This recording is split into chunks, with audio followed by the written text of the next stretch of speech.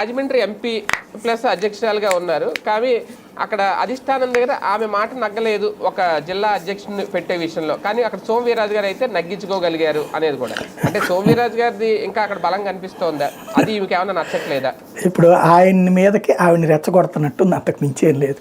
ఇప్పుడు మొన్న అభ్యర్థులు పంపించిందండి పేర్లు. ఆవిడ పంపించిన వాళ్ళందరికి ఇచ్చారు టికెట్లు. అలా ఇస్తే అది నియంతృత్వం అవుతుంది కదా. అవును. భారతీయ జనతా పార్టీ అధినాయకత్వం 4-5 రకాల సోర్సెస్ ఉంటాయి.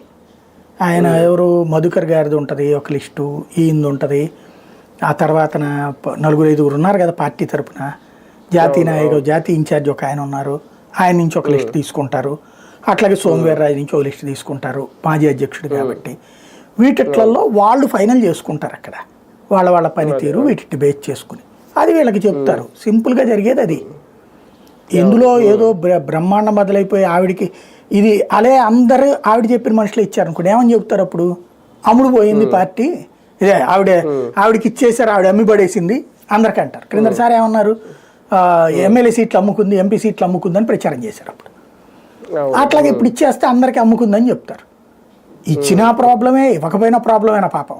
అంటే అధ్యక్షురాలు హోదాలో ఉన్నారు కాబట్టి ఆవిడ తెచ్చుకున్నది ఆవిడ అది కాదు, అందరికీ కాదు కదా. చాలా మంది ఆమె చెప్పిన పేర్లే వచ్చినాయి, వేరే వాళ్ళు చెప్పిన పేర్లు కూడా వచ్చినాయి. తప్పే